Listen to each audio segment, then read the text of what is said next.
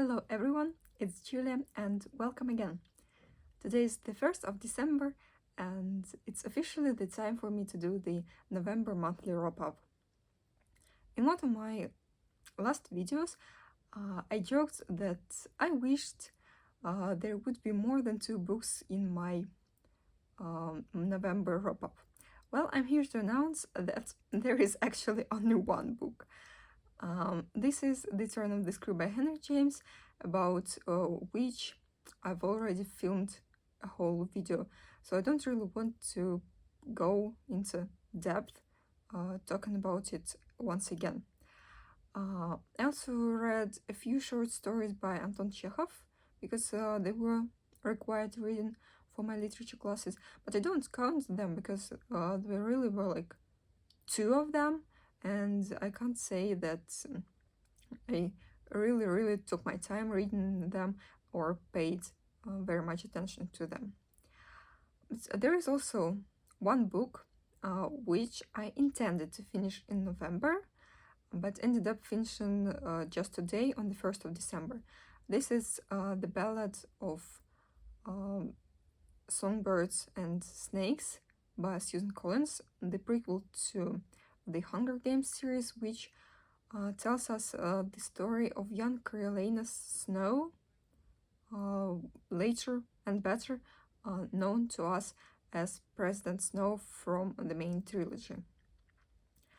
So the first thing I want to say is that I hugely enjoyed it. I think it's one of the best books I've read this year, and it can definitely only be a rival to Babel when it comes to contemporary literature, because everything else, well, to be honest, it pales in comparison to these 2 books. Well, as for the plot, our Coriolanus, or just Corio, as he is nicknamed at home, becomes a mentor in the 10th Hunger Games together with his classmates. This was an ingenious the idea to create mentors out of capital school children was brilliant brainchild of someone. I'm not really sure of who. I think I kind of skipped it. Anyway, he becomes the mentor, and the girl he mentors comes from District 12, which will later be home to Katniss Everdeen, and his tribute, called Lucy Gray Baird, well, becomes his love interest, and there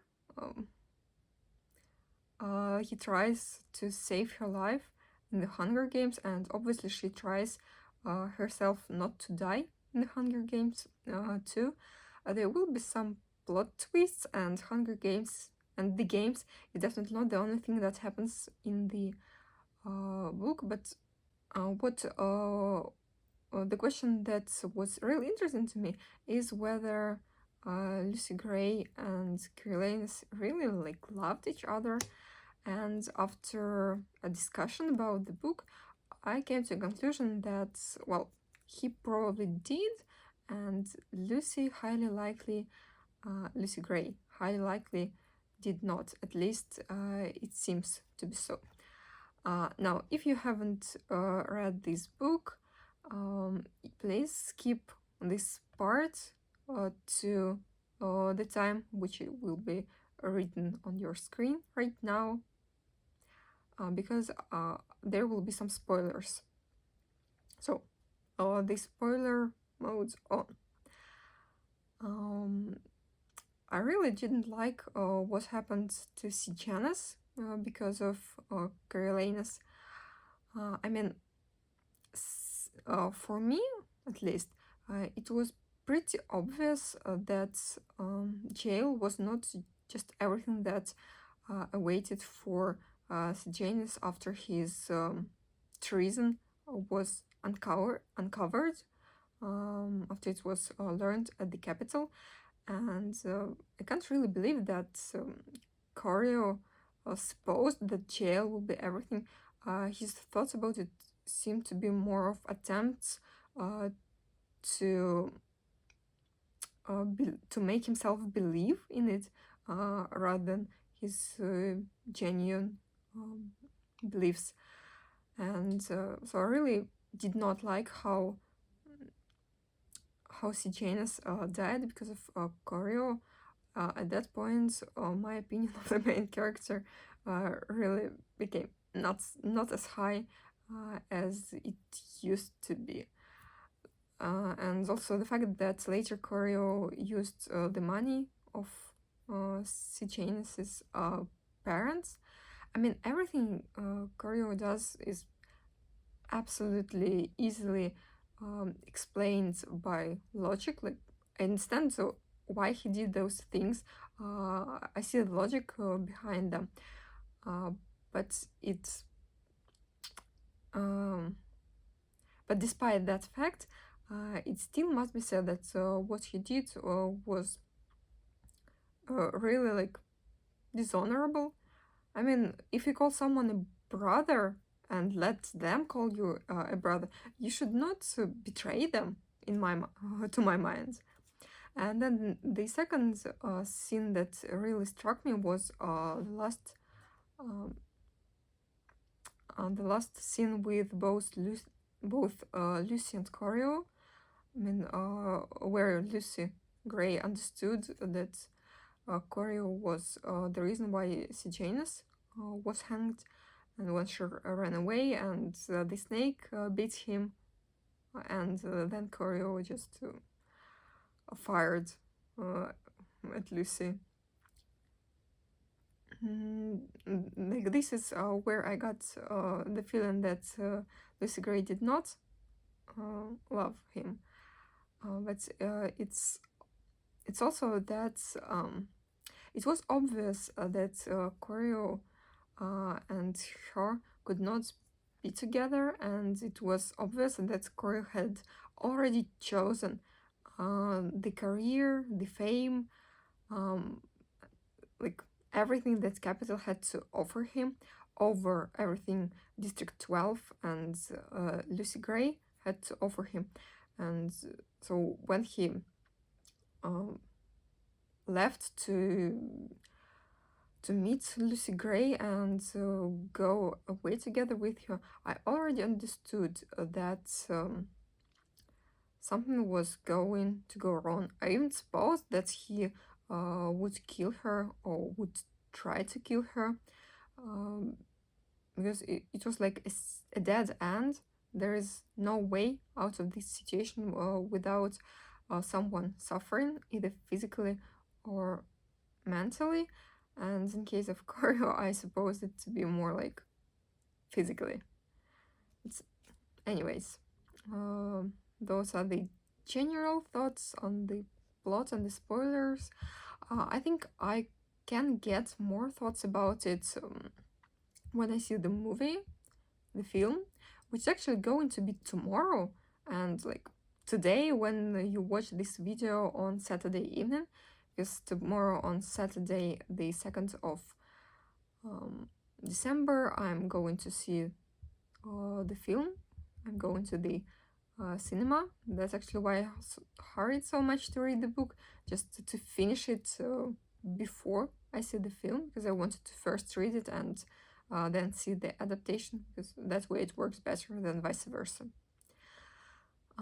Having said that, I think it's time to move on to my reading plans for December.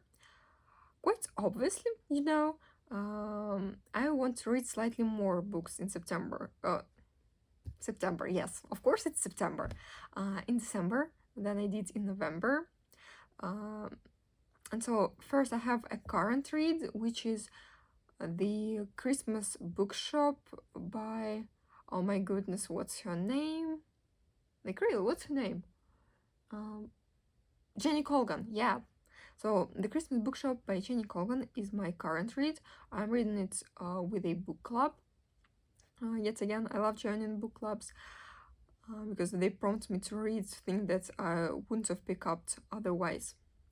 I've read like a fourth of this book, and of course I'm gonna finish it. Like with a book club, it's difficult not to finish a book, but I also want to read something else, not one book per month. And my top priorities will be 4 books, which I will show to you right now. So first of all, this is this thing, which I actually started in October, but haven't finished yet because it proved to be pretty heavy going.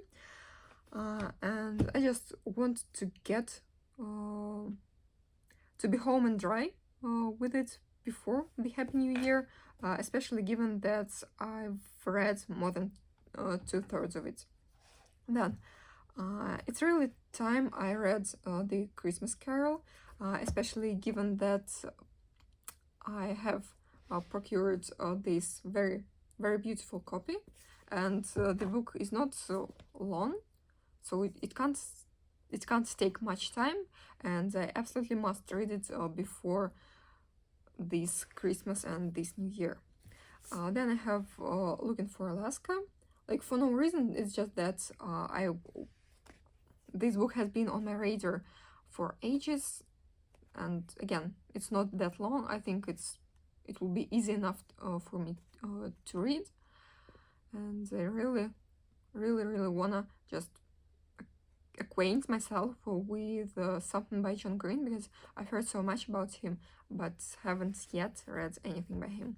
And the last thing I really must get to this month is this book, which I have in translation. This is What I Wish I Knew When I Was 20 by Tina Seelin.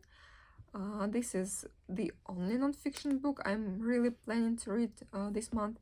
It was a gift, like just a random present from my father, for dating back to like the beginning of November. But as you know, in November I had a reading slump, I had the turn of the screw and everything else. Well, reading this book did not happen in November. Hopefully it will happen in December. I think I might learn something useful, some tip-offs on how to live this life. So yeah, I'm reading it too. So 5 books that I definitely will read in December. And having said that, I think it's time I ended this video. Thank you for watching. If you want to see me again talking about books, or not only books, please subscribe to my channel, Julia Caesar, and bye!